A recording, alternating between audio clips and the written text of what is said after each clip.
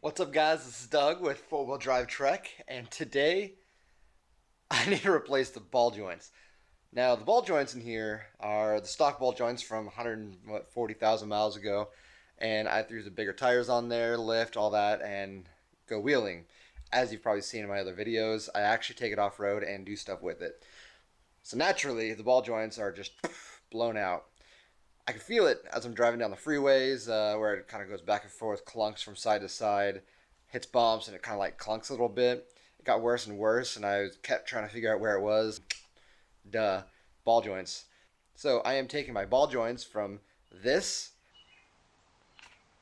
That is so bad.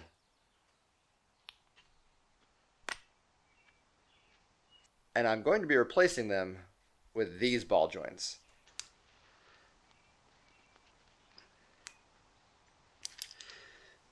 You can tell a big difference between the two. So, this is the process on replacing those ball joints today. Now, I am using the DV8 ball joints. They are the heavy duty ball joints for just under 200 bucks off of Amazon. A lot of great reviews on those, so I'm going to test them out and see how they work. I'll have that link in the description below of which ball joints I'm actually using, and let's jump into it. So, obviously the ball joints are going to be down in the hub here, so the first thing we're going to do, jack it up. Yeah, we're going to pull the wheel off. So now that we've got the wheel off, we have two options. We can take off the bracket itself, which the caliper sits on, or we can pull the caliper off first and then pull the bracket off. I'm opting just to pull the bracket off. So on the back side here, you got these two big, gigantic bolts. It's going to be a 13/16 socket to get this guys off. Now these are going to be on here pretty tight, so getting them off is going to be a little more difficult. If you have a breaker bar, this is where you're going to want to use it. If not, you're just going to have to throw an extra couple ooga doogas in there and get these things off.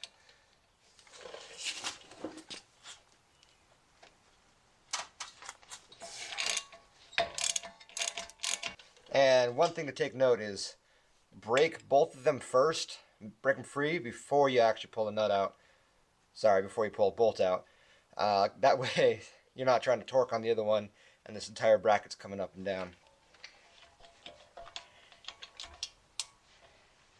Once again, throw a couple extra ooga doogas into this.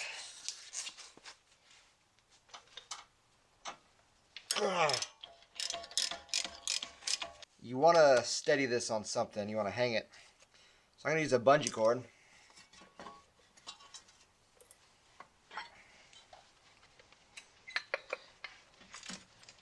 I'm going to loop it up through here. I'm going to hang it right up here from the shock. Actually, I'm going to do it from the spring here.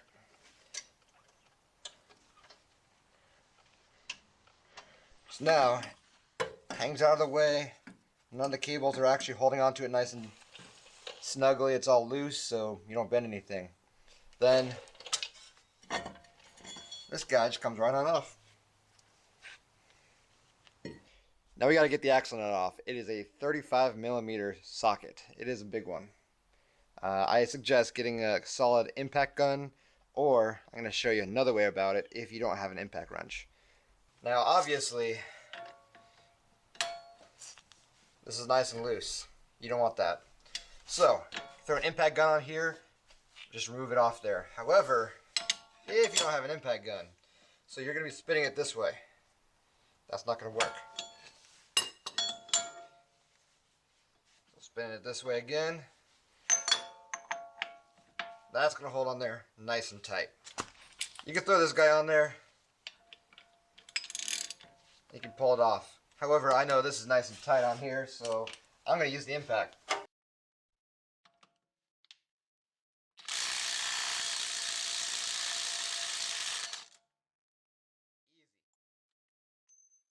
So before you actually pull the hub off, you have this guy right here. This is your wheel speed sensor.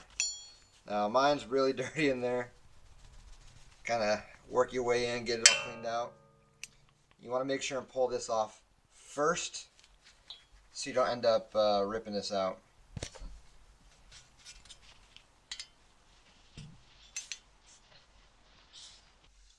Alright, with a little bit of finagling there, got it out. And this guy Just kind of feed it back. So you have 3 bolts on the back side of the hub. Now I find 2 of them easy to get with a ratchet and a socket. They are 12 point. Make sure it's a 12 point socket.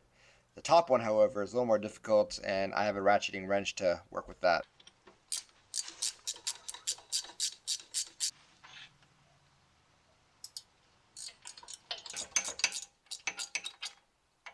So now that we've got the 3 bolts off, we have to pull this hub off. So this one's a little bit harder to do because you have to actually pry it off. There's nothing really to pry on. So just take a flathead and kind of get it in one of the corners and just kind of start working your way around with it. If you know a better way to do it to get this hub off without doing that, let me know in the comments below, because yeah, I'd be curious to know. Get this guy in here as best you can.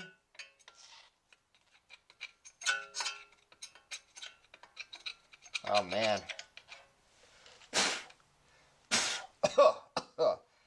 That's pretty dirty right there. Alright, that's a pain to get that out. But once you finally get it loose, you'll just kind of wiggle it out here. That didn't work. Oh well, Axel's coming out with it.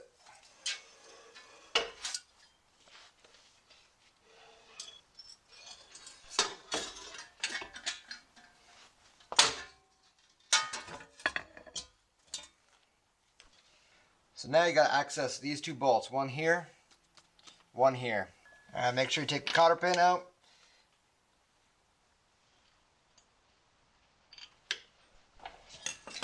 I don't know about you guys, but I absolutely hate cotter pins.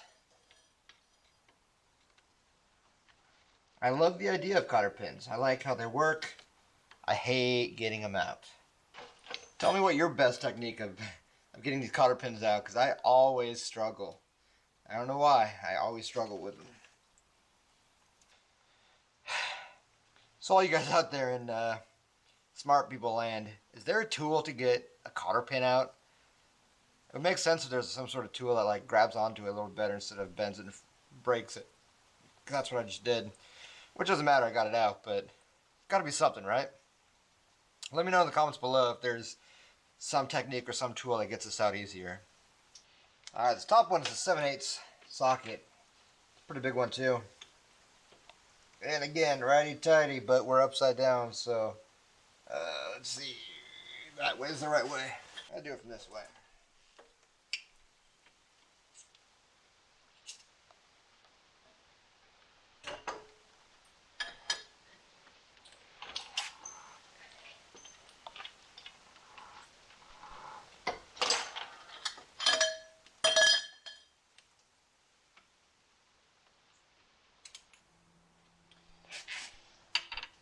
Yeah, way too big.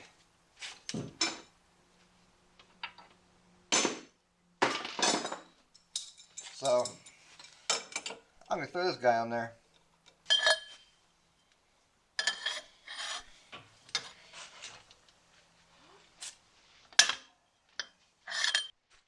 Normally I hate using pickle forks, but in this case, I'm not reusing any of these components right here.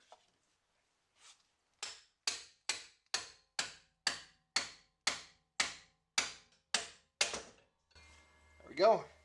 Now, you can take these other 2 ball joints off here for some of the steering, but we don't really need to. I'm just going to set it like this, get it out of the way.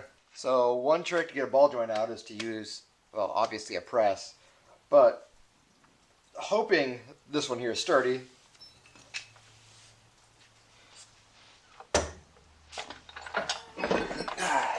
we're going to use this crowbar here. Make sure this is all the way out here. We're going to set the crowbar right there. We're going to use that as kind of like a brace. You could use a crowbar, you could use scrap steel, something that's strong and sturdy. And hopefully it's going to push it straight up.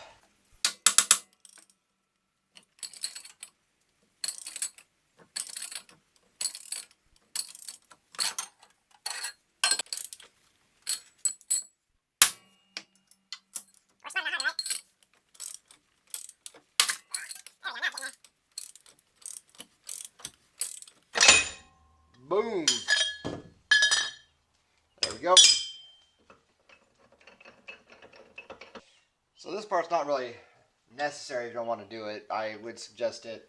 I'm actually going to clean out the holes a little bit. Make them a little smoother so when we get the new ball joints in there, they kind of slide a little bit easier.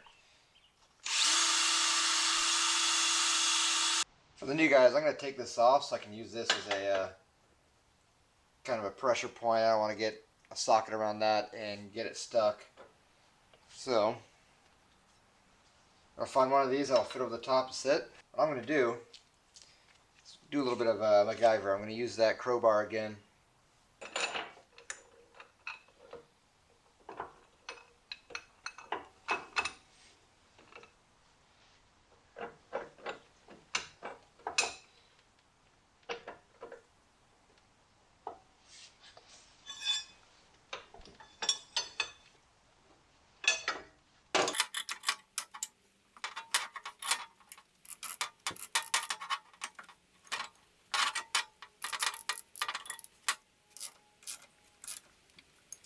So this guy, a little bit more difficult. Again, pull this off here. Now you're going to use the small one to push it up.